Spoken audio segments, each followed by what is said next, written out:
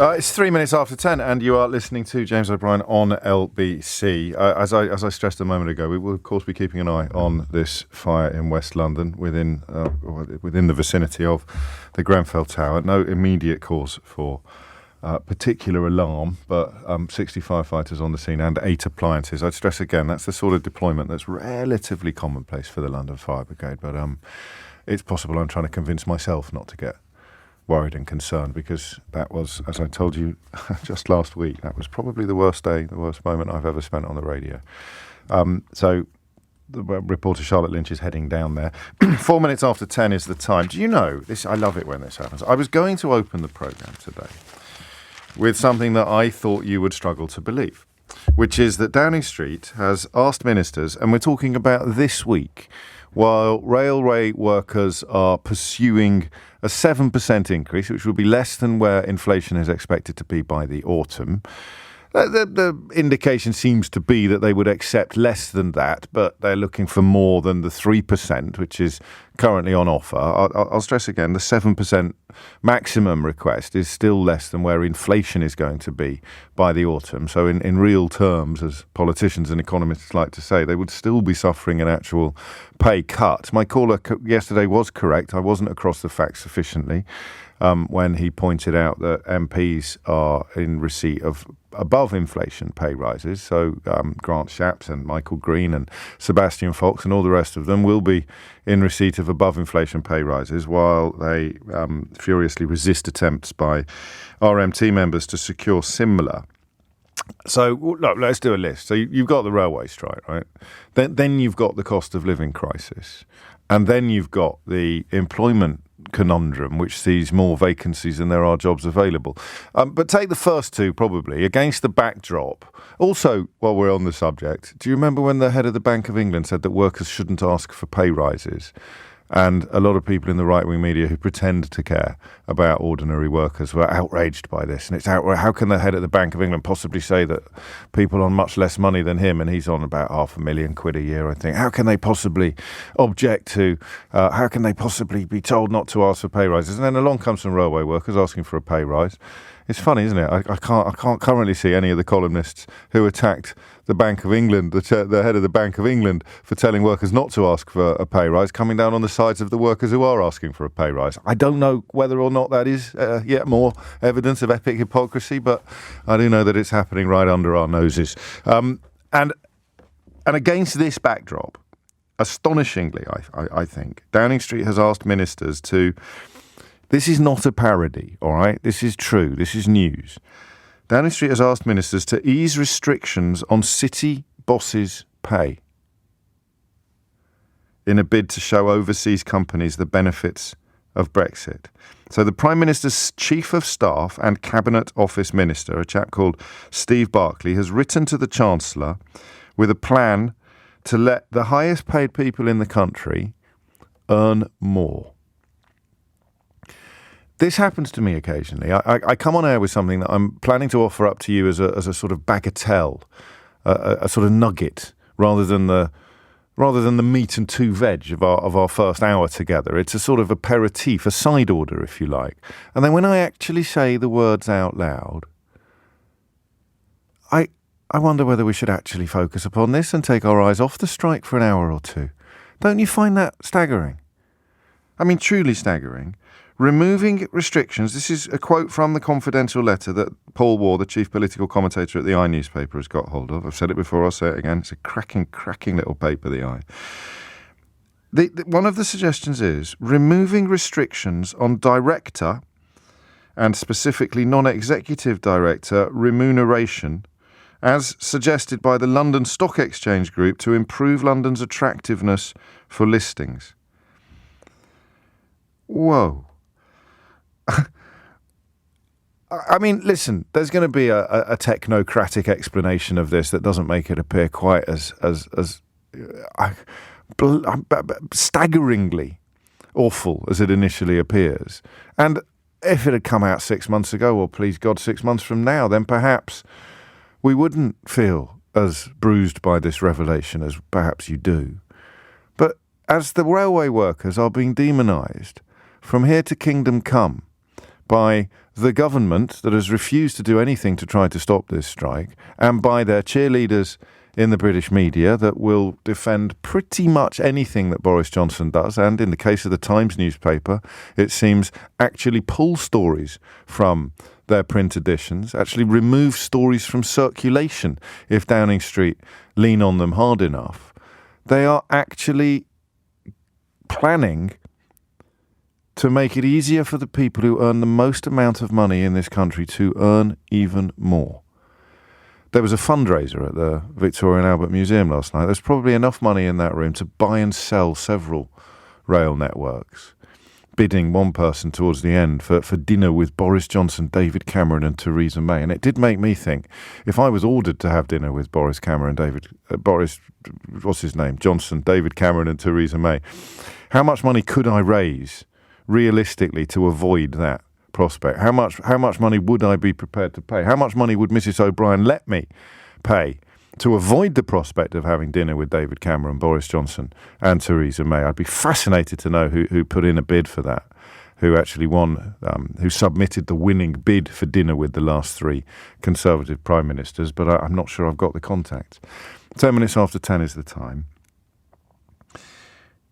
As the railway workers are pilloried for seeking a below-inflation pay rise, Downing Street has asked ministers to ease restrictions on city bosses' pay so that they can earn even more. I don't know, that's not a topic, is it? We can't. I mean, do you want to just ring me and splutter? Or perhaps explain to me why that's not as egregious as it appears to be to me. On a day when railway workers are being demonised in the most base of terms, are having targets painted on their backs by all the usual suspects, we learn that the government is pushing ahead with plans to ease restrictions on how much city bosses can earn. Come on, that's got to be enough to tempt anybody into the waters of wealth redistribution, hasn't it? It's not even what I was planning to open the programme with. So I was going to say to you, before I got a little bit ambushed really by the horror or the scale of that story and the evidence it provides of just how much contempt they hold us all in, I was going to say that I was about to tell you that was the most shocking thing I'd read today, and then up popped a tweet from a Conservative MP. I'm not even going to check. I would bet my bottom dollar that this dude is from the 2019 intake. It is an astonishing sort of the collection of incompetence and epic idiocy that the Conservative Party sort of accidentally smuggled into the House of Commons in 2019 never ceases to amaze me. And every time you think you've reached rock bottom, along comes another one going, excuse me, I think you'll find I've got a trowel, and what you think is rock bottom, I can get at least 6 inches lower than that by lunchtime. So here's a bloke called Mark Jenkinson, the MP for Workington, and he's responded to a tweet from a journalist describing teachers bunking down on their mates' floors so they can avoid the train strike and go to school today, get to exams today. Thank you, teachers, for doing that. What do you think Mark Jenkinson MP, the Conservative member for Workington, has said to describe what is happening today after 12 years of Tory rule and a Tory government's abject failure to even get involved in attempts to stop this strike from happening?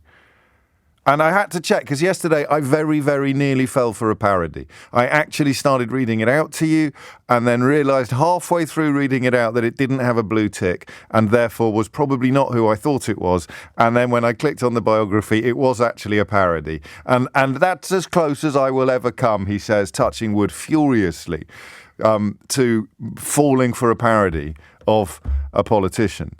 This guy is real, apparently. In response to news that teachers are sleeping on friends' floors so that they can attend exams today,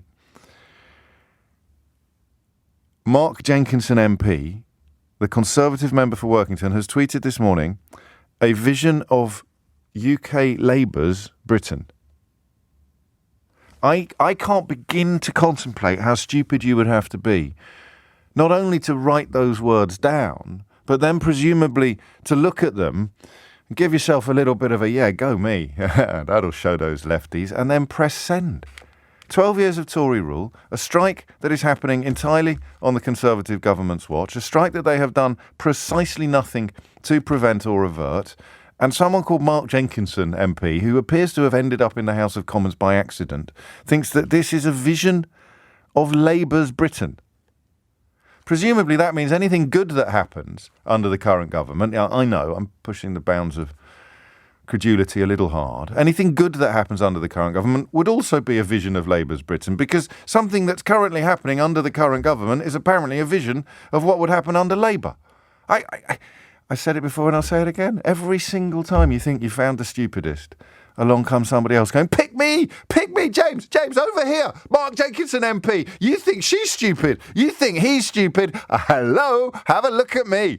I've just compared or claimed that what's happening in the UK today is a vision of Britain under a Labour government. And on we go. You pay his wages, by the way. You pay his wages, and they are, I presume, considerably higher than any of the railway workers who are on strike today. I should probably have got round to a question, shouldn't I? It's 10:15 after all. I'll tell you what it is after this. It is 18 minutes after 10. I wouldn't want you to think for a moment that I am in any way making light of our time together, or indeed the medium of the radio phone-in. But I noticed that, or you noticed before the little interlude there, that I haven't actually asked a question yet. Nevertheless, Steve in Penarth and Chris in Edgware have rung in already. So I thought, in the interests of, ripping up the rule book and being a little bit of a maverick, I thought we'd take their calls anyway, even though I haven't actually asked a question yet. I don't know, this could end badly. We'll soon find out. Steve's in Penarth. Steve, what made you pick up the phone? The removal of the restrictions. At what point did anybody think that was an appropriate statement at such a raw time? It's breathtaking, right? I just for anyone who missed the top of the show, I was just really reeling from news that Downing Street has asked ministers to ease restrictions on city bosses' pay on the day that we're being encouraged to hate on all the railway workers who've dared to ask for a below-inflation wage increase. And this lends me to the next. This sort of leads me to the next thing. It's not so much the. They seem to be. It almost seems to be on the point of a dictatorship at the moment, where the haves and the have-nots. It seems to be a great bit. There seems to be a massive divide. And what I'm picking up, whilst I appreciate we bailed the rail workers out during the pandemic, that sort of is not the point. Things are going up, and say for example, during the pandemic, I became a part-time care worker to keep my head above the water. Okay, and people have actually lost their jobs because they cannot afford to drive and pay petrol. Yes. Therefore, they're active. So for a couple of people, maybe hundreds, maybe thousands, the actions of this current government are too late in trying to solve this issue. Therefore, the railway workers and what they're doing, they're almost drawing a line and saying enough's enough, and they're speaking to me for Mr. Average, if there is such a person. Well, but this is what makes you different from other people. I shall read you one now, who's I think better off than you are, but is on a different thing. And I need to be clear that this was sent to Nick just before I came on air, but it just popped up on my inbox. Hi, Nick, it says, I would have sacked all of these workers that are striking today. There are plenty of people who would love to have a job and be paid even at 35 grand a year, which I don't believe is true anyway. I work in a pharmacy. I had to finish a degree that took me 5 years to finish and had to work throughout the pandemic, and I still only earn about 50 grand. Should we now all go on strike? No, but that doesn't make it. Yeah, but that doesn't make it right because he's willing to go into work. Some people are willing to draw a line. Then please don't moan. Then you can't have it both ways. Then if inflation pushes his bills through the roof, if he hasn't made a stance to me, he can't then complain. No, well, I agree with you, but I was just drawing the distinction between people who look at the railway workers and think, there but for the grace of God go I, or even in the case of ununionised workers with no representation, they think, crikey, I wish I could do something like that. I wish I had some form of recourse, some right of reply to my employers, or, like your fella here, the pharmacist, You look at the railway workers and you think, down with that sort of thing. I earn considerably more than they do, but I'm very aggrieved by the fact that they're taking industrial action. Steve, I'm going to move on because I'm presenting a phone-in show and I haven't asked a question yet. But Sorry. No, it's fine. I mean, I'm delighted. It's the greatest compliment you can pay me that I've said something that's prompted you to reach for the phone before I've even asked you to reach for the phone, Steve. Okay, thanks very much. Thank you very much. Chris is in Edgware. What made you pick up the phone, Chris? Yeah, hi, James. I read the same as you this morning. You saw the story. Did you read it twice? I read it twice. I saw the story, and then I saw that Jenkinson guy. I saw his tweet right after I saw the story. It's definitely real. It's definitely real. Just to preface this, I'm a member of ASLEF. Okie dokie. So we're not striking today. But I will always support people who want to strike. People in the union have... Well, I have to remind you that I do sometimes say that people who always support strikes are being a bit stupid, just as people who never support strikes are being a bit stupid as well. I don't agree with why RMT are striking today. Okay. But I will always support the right to strike. But with the whole, this is the vision of Labour's Britain, he kind of doesn't understand that his government has been in power for 12 years. I don't think he understands anything. And it's actually happening under his government. If we're going to sit here and run through the things that are not understood by a bloke who tweets about a vision of a Labour government after 12 years of Tory rule on a day when the Tory government has done absolutely nothing to stop a rail strike, we're going to be here until Friday, aren't we? That's going to be a long list. Things that Mark Jenkinson, MP for Workington, doesn't understand. Even I don't do open goal phone-ins that obvious, Chris. But what I'd also like to say is this government is like dealing with my teenage kids. Go on. Right? There's never any responsibility taken when someone has done wrong. It's always deflecting onto someone else. Yeah. So the strikes are happening, it's Labour's fault. Or they get caught partying, it's someone else's fault. There's never actually any responsibility taken. I think you missed the introduction to yesterday's programme, Chris. Were you working yesterday? I was working yesterday, yeah. I did cover this. I described it as the shaggification of politics, because every single thing they get caught doing, the immediate response is, do you remember that classic Shaggy track? I do, yeah, I do. I'm just giving Keith a little bit of time to get it ready. I don't think it's going to work, but I played out It Wasn't Me by Shaggy after pretty much every description, or a description of pretty much everything that is happening in this country at the moment. So what's weird is that you've rung in, having not heard the introduction to yesterday's show, but coming from exactly the same place that yesterday's show started, which was very simply, well, every single time something goes wrong, the government does this, Chris. Wasn't me. Am I right? You are correct, yeah. It's coming up to 25 minutes after 10. Thank you, Chris. Right, should we start the show properly now with a question and then hopefully some responses? How long have I got to do an introduction? Okay, 4 or 5. I'll give myself 4 or 5 minutes. If you want to get in early, that would be absolutely fine. I think I am going to talk about the Labour Party, all right, to start with today. Now, I did yesterday's programme very much from the position of why on earth has Grant Shapps not done anything. But I think we got a consensual answer to that. I think the Tories probably welcome this strike because they're hoping that our friendly pharmacist here will be typical of the public response, or indeed that perhaps even Mark Jenkinson MP may prove not to be the stupidest person in the country, and there will be other people equally stupid who somehow think that what's happening under the Conservatives is evidence of what would happen under Labour. But I also worried that it might be a trap to talk about what the Labour Party is doing, and I think that it was. I think it would have been a mistake to talk about what the Labour Party was doing up to the point where Keir Starmer told his shadow cabinet that they shouldn't be on picket lines. Now, the Labour movement, the Labour Party, is the political wing, or came into being as the political wing of the trade union movement, essentially. And there's something quite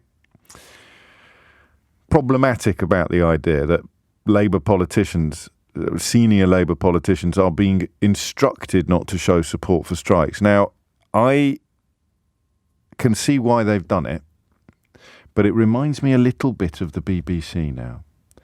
Apparently Shaggy's at the Shepherd's Bush Empire tonight. If he gives me a shout out, will someone let me know, please? It'd be mad, wouldn't it, if he opened with a little clip of me and played it 10 times in the opening 15 minutes of his show? That would be incredible. Speaking of shows, if you ever get the chance to see a young man called Jacob Collier live, beg, borrow or steal a ticket. Listen, I love live performances, so I sometimes lean towards excessive praise anyway.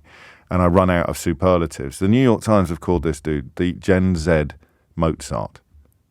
And I don't think that's hyperbole. I saw something on stage last night in Brixton that I cannot begin to describe to you. I saw a musical genius who I honestly believe created in the minds and the eyes and the ears of his audience what you must have felt if you saw a young Mozart playing in Vienna back in the day. I cannot, don't look at me like that. You weren't there. Were you there? No, I was there.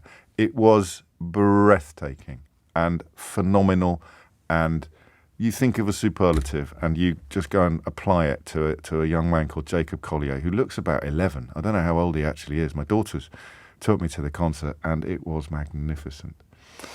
It's now 27 minutes after 10 and I still haven't asked a question on this programme. I've tied myself in a small knot about whether or not we should talk about Labour's response, or whether or not that would involve, as Julie suggests, falling into a sort of government-set trap. But it doesn't, because the Labour Party has to start standing for something under Keir Starmer. If you don't stand for anything, you will fall for everything. No, that's not quite the right. What is the Alexander Hamilton quote? If you don't stand for something, you'll fall for anything. If you don't stand for something, you'll fall for anything. Now, I know what Labour is supposed to stand for. I heard Pat McFadden on the radio today saying that they're not on either side. They're on the side of the passengers. I think that was a bit of a cop-out. I want you to tell me, as someone who could or generally would vote Labour, could perhaps being more interesting than would, people who Keir Starmer is dedicating all of his political energy to people who can go either way, all right? And I think that's fair enough. So he's calculating that as someone who could quite conceivably vote Conservative but could also consider voting Labour, he's calculating that if his shadow cabinet were photographed on picket lines today, and it appeared in all the usual newspapers, including the one that pulls stories after being put under pressure by number 10 Downing Street, his calculation is that if his shadow cabinet appeared on picket lines today, then he would lose your vote. You'd see the pictures in the Daily Mail. You'd hear Boris Johnson bringing it up at PMQs all the time. It would be true. And you, as someone who could vote Labour, but let's just simply say didn't last time. That's it. Might have been the first time in your life you didn't vote Labour. So you didn't vote Labour in 2019. Keir Starmer's calculation seems to me to be that if his shadow cabinet is photographed on picket lines during the rail strike, he's worried that that will make you less likely to vote for them. And I want you to tell me whether he's got that right or not. Because now I've said it out loud,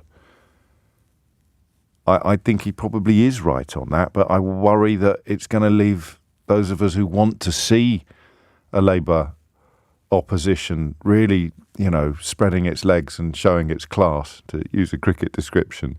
It's going to leave those of us waiting for a new gear to be discovered, feeling even more dismayed perhaps than you do already. So come at it from either angle. The overall question is, how do you feel about Keir Starmer's instruction to the shadow cabinet not to go on picket lines, not to go on RMT picket lines? Tell me what you think about that. And with no apology from me, I am most interested in people who could vote in a variety of ways, who could go either way, who perhaps didn't vote Labour in 2019, couldn't vote for Jeremy Corbyn, but could vote for Keir Starmer. This very specific example of Keir Starmer's calculations, what does it say to you? That's your question, by the way. It's only taken half an hour. 0345 6060 973 is the number you need. If you hit the numbers now, you will get through. And feel free, you know how this programme works. If you want to tell me that I'm a disgrace or a mug or something similar, don't compare me to Mark Jenkinson. You can be as rude as you like, but I don't think any of us should go that low. That I shouldn't even be having this conversation at all. That I'm a mug who's fallen into a bear trap.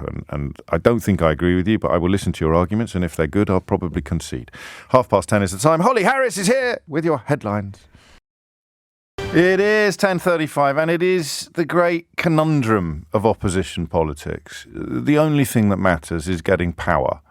The tension between ideological purity, which is a very complimentary way of describing people who don't prioritise winning power over almost everything else, and winning power is real. And, the most tragic leaders that opposition parties generally have, and it's usually the Labour Party. I don't think that, absolute disasters like Ian Duncan Smith or Michael Howard, I don't think their disaster was built on anything like ideological purity. It was built on unelectability. What the Labour Party has an uncanny gift for doing every sort of 30 or 40 years or so is in electing a leader who has a personal level of unelectability that's off the scale, but also a commitment to ideological purity that alienates all but the most dedicated followers. So Keir Starmer wants to be Prime Minister. He wants to get into power so that he can change the country and make it a fairer place. But he is, I think, very conscious of alienating potential voters. And that is why he has told his shadow cabinet not to go on picket lines today. And other members of government, goes right down to junior, shadows.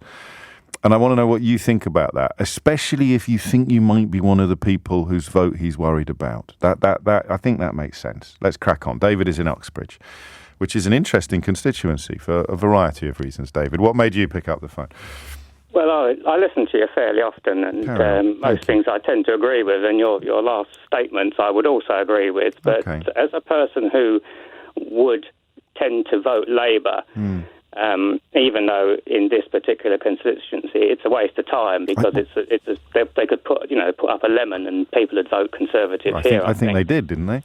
Something like that, yes, definitely.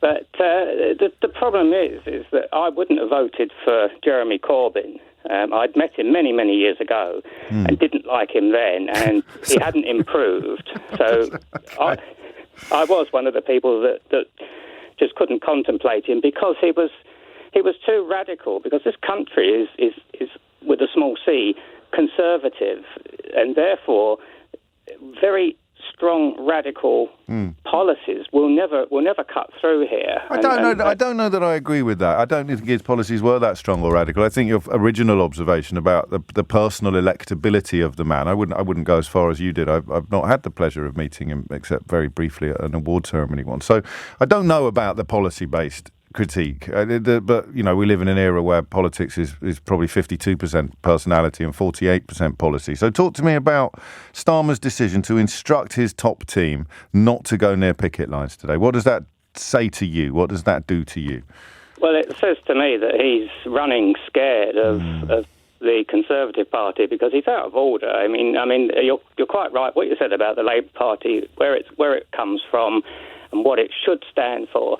And they should stand for solidarity with working people in the broadest terms. And obviously, in this instance, it's railway staff that are going on strike, but it could be other groups of staff. Is there any wriggle room for saying that they're showing solidarity with working people who are being affected by the strike? So you can't have it both ways. If you show solidarity with the people who are striking, then you're not showing solidarity with the people who are not, the people who are actually struggling or being prevented from getting to work.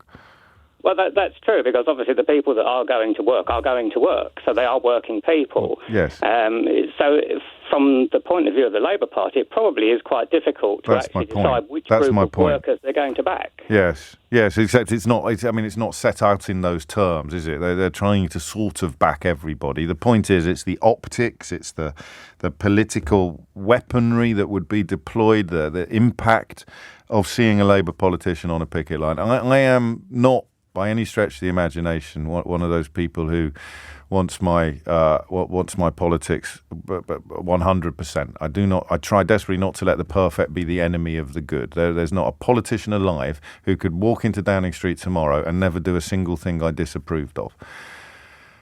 But I don't think the Labour Party should be instructing its senior members not to appear on picket lines alongside democratically mandated strikers from a massive trade union, and I think David might be the same. Jenny describes herself as very much in your target group. Starmer has got this wrong. I want to support Labour. I didn't vote for Corbyn, but he's got this wrong. And also on Brexit. We might do that another day. He wants the red wall rather than the Conservative overlap. But the red wall is, he reckons, Conservative overlap. That is the calculation. And whether the calculation is correct or not, I don't know. But I'm more interested today in whether or not you approve of it. 10:40 is the time. Manisha is in Harrow. Manisha, what do you think? Hi, James. So I'm very similar demographic to you. I'm in my 50s. Always supported Labour, always voted Labour. I even voted for Jeremy Corbyn, despite my reservations, because that's who I am. That's who my family are. My dad used to work for Walker's Crisps, and I remember when I was about 13 years old, he was explaining to me how they gave money towards a miners' strike because it was the solidarity thing. Yes. And if we didn't stand up for workers, what would happen? It's not a great phone line, Manisha, so I'm going to hurry you slightly if you don't mind. Okay. I want to vote for Labour. That's what I want to do, but I want them to come out, and I don't think they're being indecisive. I just don't think they're being clear, because I think they're running scared. They don't want to say... What's the win for Starmer by not being seen on picket lines? That's the problem I've got this morning. What does he win by doing that? I think that's his miscalculation. I think there is a win. I think he needs to be more ballsy. He just needs to really, believing in what you stand for and saying it outright. And then if you don't win, that's fine. But if you don't come out and say what you believe, you're actually going to lose. Well, then you're kind of swimming in the opposite direction from the one I just described when it comes to the tension between winning power and let's go a little softer than ideological purity. Let's just go for policy commitments or pragmatism. Winning power versus no pragmatism. So you're saying, I don't care, I'd rather he stood up and was counted even if he lost than did these calculations trying to sort of second guess the electorate and the coverage. I don't know. I also worry that I'm not going to get callers who, in fact, you're not going to get through at all at the moment, but you can have Manisha's phone line now that we've said goodbye. The people who are, I don't know, would you even know if you were in this category? If you're sitting there thinking about voting for Keir Starmer in the next general election, but if his team were photographed, if his team were on pickets today, they were photographed on pickets, it wouldn't happen overnight, would it? But it would be that slow chipping away. It'd be a war of attrition. The right-wing media and the Conservative government and their client media would constantly be mentioning it. There'd be a constant refrain about it. And 6 months down the line, 1 year down the line, 18 months down the line, your needle, which is almost in the middle, just wavering ever so slightly, might go the other way as a consequence of the picket line rhetoric, but you may not even know it yourself. That's often how it works. 10:42 is the time. Amy is in York. Amy, what would you like to say? Hi, James. Hello. I'm a bit nervous. It's my first time. It's only me, Amy. After listening for a long time. Thank you. So I kind of agree but also disagree. I don't think that not being on the picket lines, I think that's not the route to power. I think actually that's a mistake. I think I am a Labour supporter, but I'm around here, I'm surrounded by a lot of Labour turned Conservative. They might not say that they're Conservative, but they are still not necessarily likely to vote Labour again after sort of going to Conservative either last time or the time before. And it just really worries me because, I support Labour. I will probably always support Labour. I do a lot of research on both sides, I just research everything. I listen to LBC all day, but, a lot of these people don't. And they don't see, when they see Keir Starmer, they don't really see what he's doing. I know that he's doing things maybe behind the scenes. But I mean, it's a hiding to nothing, isn't it, given the nature of the British media, as you allude to, that unless you've stumbled across an oasis of common sense like this programme, then you're going to struggle to get told the truth about anything from Brexit to Boris Johnson. Just respond to this for me, will you, from the broadcaster Tom Rennie, who's just tweeted in. He says, Starmer is right. Politicians work with unions. They're not in unions. I mean, that's a broad generalisation. It's not factually true in terms of specifics. There are plenty of politicians who are in unions, but the point stands. They would need to negotiate with them in power, so they shouldn't be on picket lines. They're not a protest party. They're a centre-left electable party. Johnson wants him to support the strikes. It's a trap. And to add to that theory, you also have the fact that the attempts to describe them as Labour strikes would be weaponised enormously. They'd be turbocharged if there were pictures of senior Labour politicians on picket lines, wouldn't they? So there's two interesting and probably quite strong points there. Yeah. I mean, I disagree with that. I mean, I think, unfortunately at the moment, politicians are sort of celebrities. We can see everything that Boris Johnson's done that's, shocking, but yet he's still managed to keep some kind of popularity. And I know that some of that popularity is to do with people's beliefs, in terms of the Rwanda thing and all that. But I think a lot of it is actually, when he started out, people liked him, they liked his character, and I think a lot of people still do. And we're not seeing that with Keir Starmer. You know, he seems like a lovely person, but he's not by any means a sort of celebrity, a popular person. No, but you know, if I said to him, you need to be more of a showman, and he said, look what happened when we elected a showman. So again, there's a conundrum there, isn't there? People might be taken in by Boris Johnson's charisma. I was 14 years ago, very briefly. You can be taken in by his charisma, but you end up putting a law-breaking liar, a corrupt charlatan in Downing Street. And to say, well, you know, he's got some charisma and Keir Starmer hasn't, and Keir Starmer is none of the things that Boris Johnson is. He's not a lawbreaker. He's not a liar. He's not corrupt. He doesn't try and find plum jobs for his mistress while his wife is being treated for cancer. He doesn't ignore reports telling him that his shadow Home Secretary is a vile bully. He doesn't ignore security services advice on putting the son of a KGB agent in the House of Flipping Laws. We could go on, as you know, Amy. Yeah, of course. But you're right, sadly. That doesn't matter. No, I knew you were going to say that. You're absolutely right. But unfortunately, these people I'm speaking to, you know, around here, and I'm sure in other areas, to them, you know, unfortunately, this popularity, this, you know, sort of, well, what is Keir doing? What, you know, there's a lot of saying what the Conservative Party shouldn't be doing, but I feel like there needs to be stronger messages, stronger, you know, even, I don't want to say strap lines, because you know how we feel about those, but something digestible, something easily comprehensible. I mean, listen, the closer the election gets, the more urgent that becomes. There's probably a defence at the moment for saying it's we're not putting our manifesto out yet. But something like this, you know, if you don't stand for something, you'll fall for anything. And on this one, I don't know whether they stand for mandated industrial action by a massive union like the RMT. And that's just a little bit weird to me. Interesting calls on this. And I'm interested in the opposite view as well. 0345 6060 973 is the number you need. It's 10:47. 10:51 is the time. Very good morning to you if you're just joining us. A bit of a tummy turnover moment earlier today, just towards the end of Nick's show and the beginning of mine, when reports started reaching us of smoke being seen coming from a tower block in the vicinity of Grenfell Tower over in North Kensington in West London. Charlotte Lynch headed over there immediately and is talking to us now live from that sort of corner of Shepherd's Bush near the Westfield Shopping Centre. Charlotte, what can you tell us?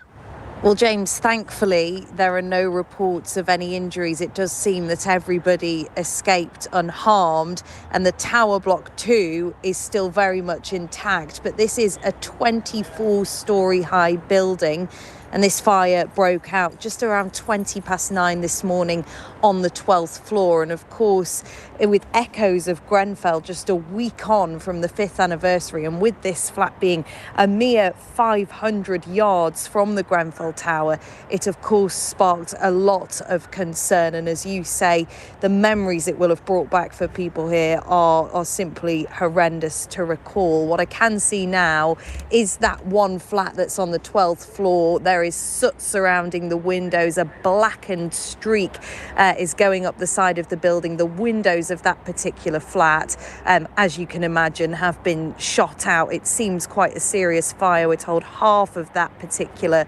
room was on fire, but it looks as though the fire brigade thankfully got here in time, and everything has worked as it should, because there is minimal damage to the surrounding flats, just that one particular room, as I say, in this 24-storey fire block. Now, it was attended to by 60 firefighters with 8 fire engines, and people living nearby told me that they had never seen or heard a response like it. As you can imagine, it's caused a lot of onlookers to come out of their homes to see what's been going on, to see what's happening. But now everything has, as I say, thankfully calmed down. There are just a handful of firefighters here still. Half the fire engines have now left, and everything is under control. They're just in there, of course, making sure that it's still safe. But as I say, you know, an extremely worrying and concerning moment in such close proximity to Grenfell, and so soon when it's on all of our minds after the 5th anniversary of that tragedy. Can you see from where you are whether or not there is any cladding on the side of the building? So we can't say for sure what material the building is clad in, but it does look as though there is some wooden material at the top of the building. Now, we know that is a form of cladding. It does look like there are some solar panels as well down one side, and down another it appears sort of a stone-like material. But there is some, as I say, a wooden material on top of that building. Right. Where the windows are, it appears surrounded by this stone-like material, and then on one side it looks like solar panels. So of course we can't say for sure until we've learned more about what's gone on here, exactly what this building is clad in and what it's made from. Okay. But it looks as though where the fire was, it wasn't surrounded by anything that would have caused that reaction.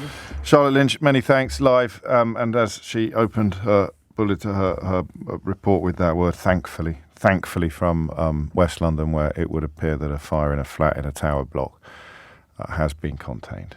10:55 is the time. Theo Washwood has sauntered into the studio uninvited. Because I've been speaking to Kate Osborne, who is the Parliamentary Private Secretary to Peter Carl, who is, of course, the Shadow Northern Ireland Secretary. And the reason it's relevant is because Kate Osborne has been joining RMT workers on the picket line down in Bromley in South East London this morning. And, of course, this comes after a reported edict from Keir Starmer's office that he doesn't want to see a wedge drawn put in between his Labour leadership and his shadow cabinet and, of course, the RMT by the Conservative government. Nevertheless, Kate Osborne has decided to turn up today at the picket line for the RMT, and this is what she told me. First and foremost, I'm a trade unionist. I believe that they have a right to strike, and I'm fully behind them. I think all workers at the moment are facing a cost of living crisis. Energy bills are rising, and clearly the government aren't doing enough to step in and help workers. Workers never go out on strike as a first choice. They do it when they're backed into a corner, and this is where they find themselves now. Have you received any edict as a member of the Shadow Front Bench team that you couldn't go out and support the workers on the RMT? Well, regardless of what I may or may have not have been told, as I said before, I'm a trade unionist, and I'll always be supporting workers. And if that means standing side by side, shoulder by shoulder on a picket line, then that's what I'll do. Even if it costs you your job? Well, I haven't been asked to resign. As far as I'm aware, I'm still in my position. So, if I'm asked to resign, then I will. But I haven't been. I've been in touch with Keir Starmer's office, and they have not come back to me. I asked whether they were going to sack Kate Osborne from her position. That's the problem, isn't it? Is that is quite rightly the story now, and it possibly didn't need to be. I don't know. It was an aspect. It was an aspect of the story. Yeah, I know, because here's a fellow called, and again, I have to check every time that they're real. Is it the one with the numbers? Chris Clarkson, MP for Haywood and Middleton, so that would be 2019 intake, would it? So the BBC reports passengers set to miss life events due to the rail strikes, and Chris Clarkson, MP for Haywood and Middleton, tweets, "Cheers, Keir."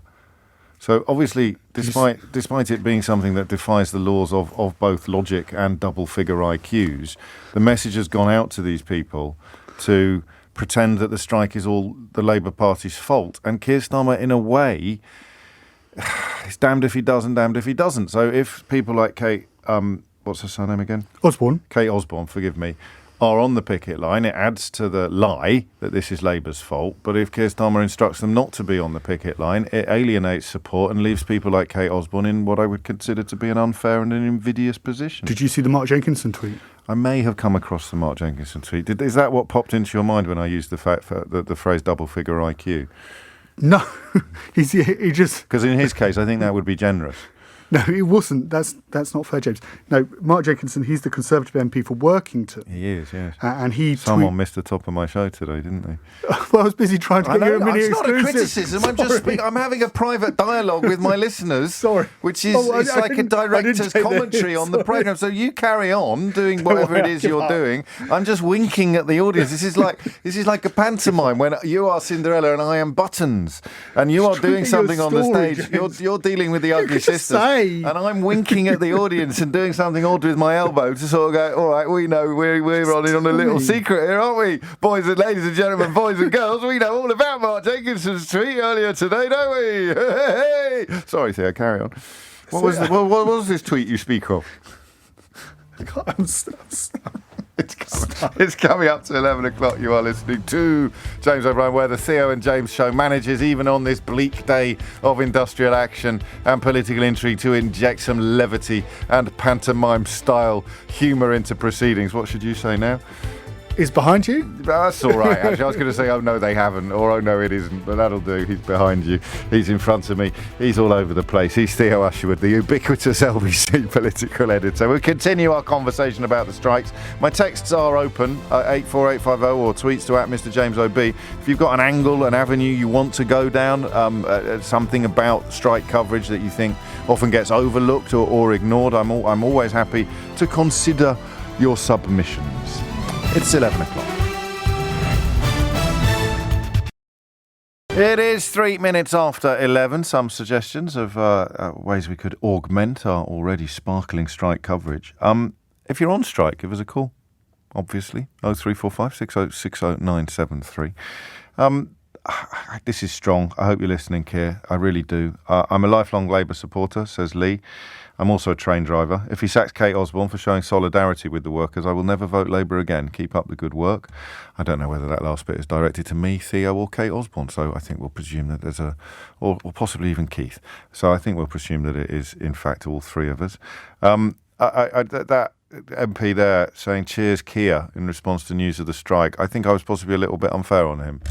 Because, of course, the Secretary of State for Transport, Keir Starmer, and indeed the Prime Minister of the United Kingdom, Keir Starmer, have clearly not done enough to prevent these strikes. So if you are, I don't generally get to interview any members of this government, but if you do come across the Secretary of State for Transport, Keir Starmer, or indeed the Prime Minister, Keir Starmer, later today, perhaps you could ask him if he might deign to appear on the programme, so we can ask him why he hasn't done more to stop the strikes, as this Tory MP, whose name has temporarily eluded me, continues to join. Chris Clarkson continues to join a sort of queue of people desperate to pretend that somehow this is Keir Starmer's fault. And of course, we can sit here and snigger, even occasionally sneer, because sometimes only a sneer will do. But we're living in Boris Johnson's Brexit Britain. These people elected in 2019 were elected on a massive lie. They were elected on a platform of treating British voters like complete idiots. I know that British voters are not complete idiots, but I also know that if they're not given correct information, if no light is shone into their lives, then they can end up doing silly things when encouraged to do so by people who treat them like complete idiots. So you get elected in 2019 on the back of getting Brexit done. You don't then turn around 3 years later and say, hang on a minute, you lied to us, Boris Johnson. You tell more lies in order to support Boris Johnson. So people like Mark Jenkinson and Chris Clarkson coming out today, trying to portray industrial action by the RMT after the government failed completely to intervene in any meaningful way, shape or form, and according to some reports has instructed Railtrack and the railway companies not to reach a settlement because of the precedent that might, or instructed Railtrack not to reach a settlement because of the precedent that might set for the rail companies. They're calculating that people will fall for this crud just like they fell for the last lot of crud. And if your entire political career rests upon persuading people to swallow crud, which is the case with your man in Workington and your man here in Hayward and Middleton, it's not actually funny when they come out with crud like this, pretending that somehow the strike is Keir Starmer's fault. And that has given me pause, or did give me pause before we came on air this morning, about doing the conversation that we're doing, which is, how do you feel about the Labour leader's decision to forbid his senior colleagues from appearing on picket lines?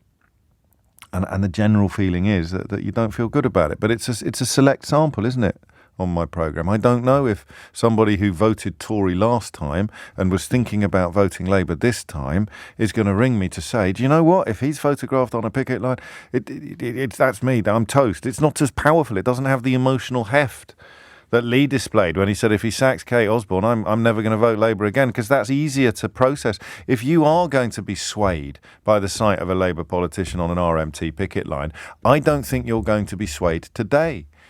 you're going to be swayed in the months or the weeks to come. But we'll take it for a little bit longer, and then we'll move on to the, I think, really important question of whether or not you think, whatever your politics, you think the government wants this strike. 0345 6060 973, because it's obvious that the Labour Party doesn't. Of course the Labour Party doesn't. It's lose-lose for the Labour Party, as we are kind of detailing. So why has the government done absolutely nothing to stop it? You can have an answer to that question based on theory or based on detail, or ideally a little bit of both. 7 minutes after 11 is the time. Tony is in Stockport. Tony, what would you like to say? I'd like to say that I think that Starmer has done the correct thing. That to be seen on the picket line, he would be pilloried, as would all Labour members of Parliament, as being against the good of the country. But supporting a democratically mandated industrial action from the movement upon which the entire Labour Party is built. Yeah, I know you know this, Tony, but it's a tricky one for some people to swallow. Correct. But you've got to remember that in politics, memory is only a week old, if that. Yeah. And any policies, anything that happens that's got to affect the election will happen in 2 years' time. Not now. Now will be forgotten very, very quickly.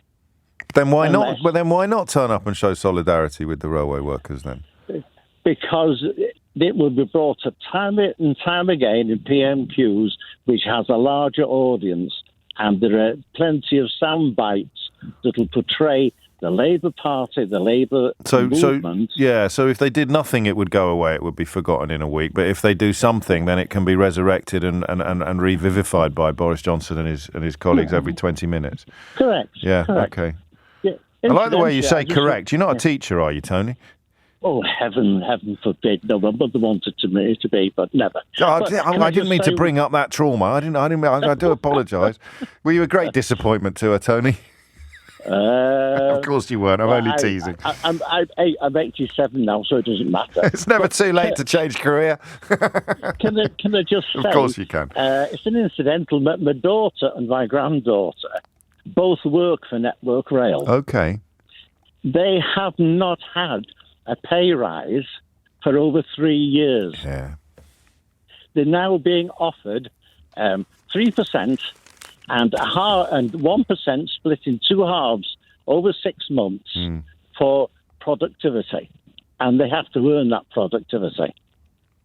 Now, the principle of productivity-related bonuses is fine by me, but not the pittance that you're describing there in a country where inflation is going to rocket past those levels in the coming months. You're quite right. My pension shows that as well. It's not all bad news, though. Do you want some good news, Tony? Go on. Downing Street has asked ministers to ease restrictions on city bosses' pay in a bid to ensure that the fat cats in the city can earn even more than they do already. Apparently there are currently some restrictions on their pay, and this government is determined to get rid of them, Tony. I saw that in the Financial Times this morning. It's great news, right? It would be if I could earn any money. It's nice work if you can get it, as they say. Thank you, Tony. 10 minutes after 11 is the time. Josh is in Havant. Josh, what would you like to say? Hi, James. Big fan. Sorry if I'm a bit terrified. You are a bit scary, but in a good way. I mean, not these days. I used to have a bit of a bark and a bit of a bite, but I'm a cuddly bear these days. Carry on, Josh. So, I mean, at its base, Starmer's position is kind of ridiculous from the perspective that, it's called the Labour Party. Yes. Yes. On a similar note to, what Tony's just said, like, pragmatically, what Starmer's doing might be tactically, considered clever. Do you consider it clever? Because I'm not sure I do.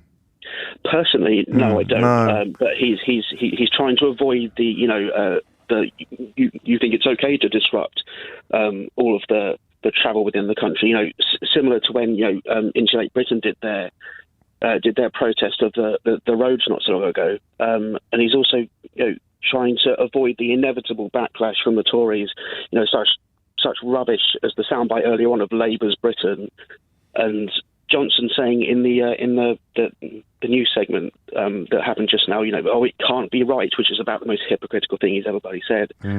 Well, let's not go down that road. We'll be here all year. Well, quite, yeah. But and then less so what you just brought up, the fact that city managers are being permitted pay rises, but then the RMT aren't. It's like. And also, when the governor of the Bank of England said workers shouldn't ask for pay rises because it will drive inflation, all of the people who were attacking the railway workers now were like, "Oh, how dare he, the out-of-touch fat cat? That's ridiculous." So far as I can tell, silence about the actual fat cats in the city, and indeed disapproval of the railway workers who are asking for a pay rise.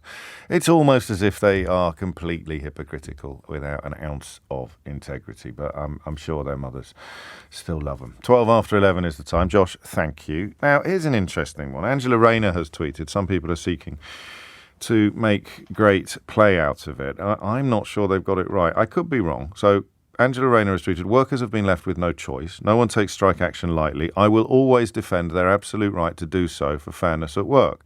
The PM needs to do his own job. His government caused this. Now they must solve it. Nothing wrong with the third line there.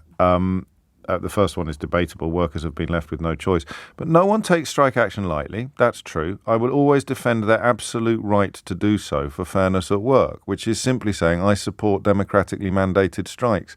You see, this is the problem that Keir Starmer has arguably created. In that, of course, I think everybody should support democratically mandated strikes. No one's pointing out that the Conservative Party apparently doesn't. The Conservative Party here is the enemy of democracy.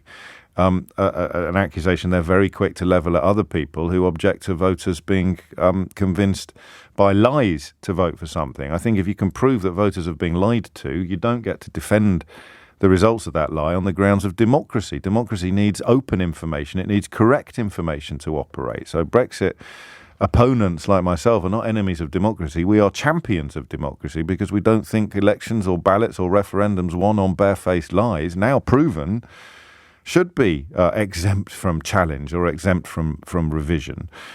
The Conservative government is opposed to democracy in its purest form. This is a democratically mandated, a balloted industrial action. But we're so far down the road now, the Overton window of normality has shifted so far to the right that the Labour leader is worried about addressing that directly. And Angela Rayner has therefore done so in terms. But that is not, from where I'm sitting, a full-throated endorsement of the rail strike. The political editor of the Daily Mail saying, I'm not sure that's the official line. Labour's deputy leader backs the rail strike, saying the unions have been left with no choice. I read it ever so slightly differently as simply saying, well, of course we have to support democratically mandated industrial action. But the grey area that we're now discussing has arguably been created by Keir Starmer. There are currently 3 phone lines free. I'm not going to remind you or repeat any questions. I'm just going to tell you I've got 3 phone lines free into the studio for the first time since 10:30. So if you want one of them, you know what to do. It is 17 minutes after 11 and I'm looking at the moron firewall, which is a phrase I've pinched from the rather splendid tweeter Sarah Murphy. This moron firewall that's been thrown up by the government today, trying to pretend that the strike is somehow the fault of Secretary of State of Transport Keir Starmer or the Prime Minister Keir Starmer.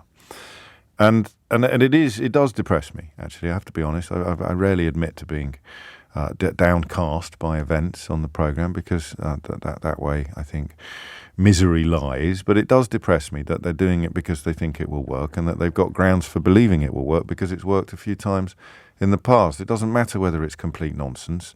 We can persuade people in this divided, very vitriolic environment of post-Brexit British politics. These people, this firewall of morons elected in 2019 into the Conservative Party can stand up and speak unalloyed gibberish whether they're claiming that you can buy drugs with free school meal vouchers and that it happens all the time in their constituency, or whether they're claiming that it's Keir Starmer's fault that railway workers are on strike, or whether they're claiming that Brexit is going to make their constituents' lives better, or food cheaper, or the economy stronger. It doesn't matter. If people believe it, they've won, even if people then turn out to be grossly and spectacularly let down by the people who've made the promises that were built on lies. So it works. But I do look at this firewall of morons and I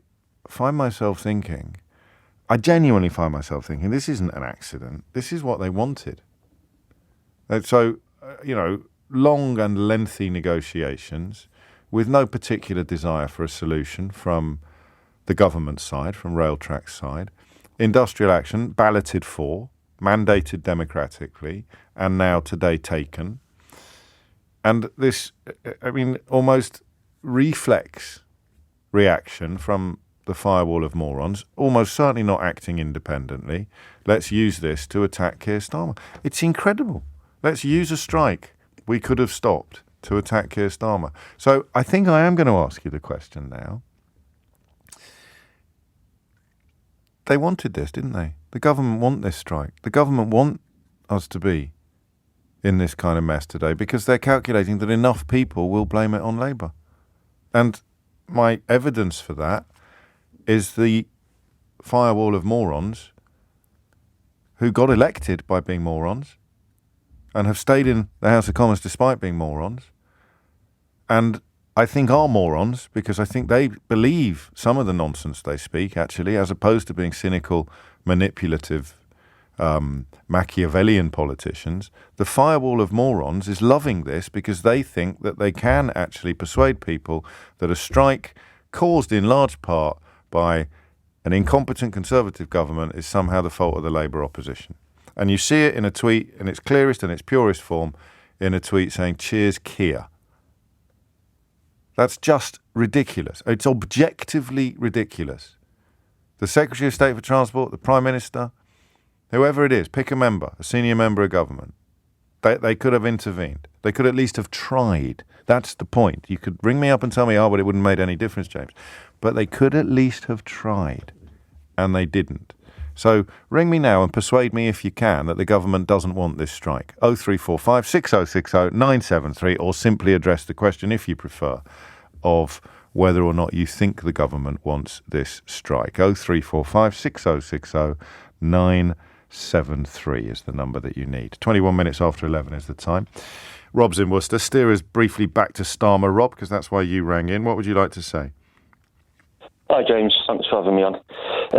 So I was one of the ones who couldn't vote for Labour in the 2019 because Jeremy Corbyn, he was too divisive a character. He was too far left. I think people wanted left of centre, something like that, which is what Keir brings, I think. I think he brings that nice sort of balance, left of centre. Yeah.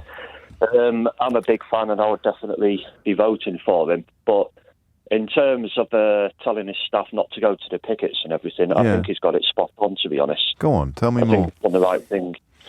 Because sometimes I think it's better to just be quiet and not risk saying don't interrupt your enemy while they're making a mistake, as it were. Yeah, because you look at the Tories, the last 12 months, Partygate, I've lost track of all the things that they've just embarrassed themselves with. I mean, the cost of living, it just goes on and on and on, doesn't it? And they just keep punching themselves in the face. And I think with something like this, Keir's way of dealing with it is to say, stand back and just let them land a knockout blow on themselves, because they'll probably do something to disgrace themselves with this as well. So it's a fairly safe bet. What about the extra dimension added by the firewall of morons doing Downing Street's bidding and trying to turn this, or following Downing Street's lead and pretending that this is somehow Keir Starmer's fault? Does that change the wisdom of his decision in any way? I think it shows what a threat they see him as.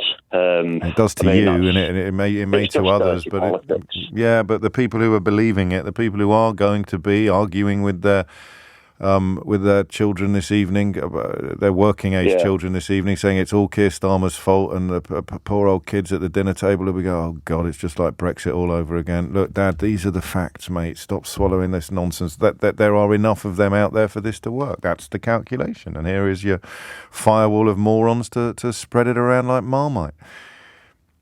Sadly, so yeah. That's the problem. Firewall of morons is definitely my new favourite phrase as well, by the way. I'm giving credit for that one to Sarah Murphy, one of my favourite tweeters, but I won't be crediting it every time I use it moving forward because I'm going to be using it a lot.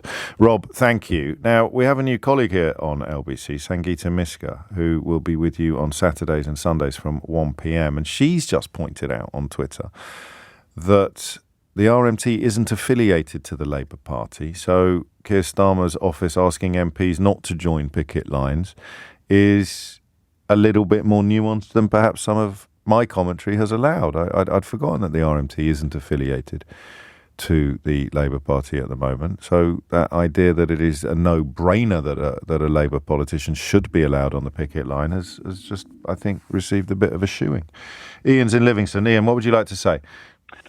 I get what people are saying about not giving oxygen, if you like, to the Tories by countering the argument, because it probably is a trap, right? But to use your new phrase, firewall of morons, are you honestly telling me that the Labour Party doesn't have the brain power to know it's a trap, accept that fact, and argue their way out of it against... You are so good. You've absolutely nailed it, because this is the thing that I don't know the answer to. How do they argue their way out of it when the Daily Mail, the Times, the Telegraph, the Express, the Sun, most commercial media, these weird new television stations, they are all cheerleaders now. So where do they go to get the argument across? Because this whole levelling up thing, and that clown that said, oh yeah, you can feed yourself for 30 pence. So, you never hear anything from Gove coming out countering that argument. So that's obviously their policy, right? We want to go down to feeding everybody for £1 a day, which, if I'm not mistaken, that's probably the WHO or some UN definition of world poverty, right? Then, if they cannot seriously construct an argument for that, then they're just as dense as the morons that are spouting just now. No, but it's not the density. Hang on, it's the platform. Where do they go to make this argument, Ian? That's the question. He can stand in front of a camera. He's got the floor of the House of Commons. What more do you want? And then, on the not creating the positive argument, my granddad was a miner. That's where I got my political education. So he should be elbowing his way to the front of crowds outside Westminster. But Labour politicians should be out there, all guns blazing, if you like, saying, "Hang on a flipping minute, this is just ridiculous. You have failed to stop this strike. In fact, it's pretty obvious to the British people that the government wants this strike because they've weaponised their."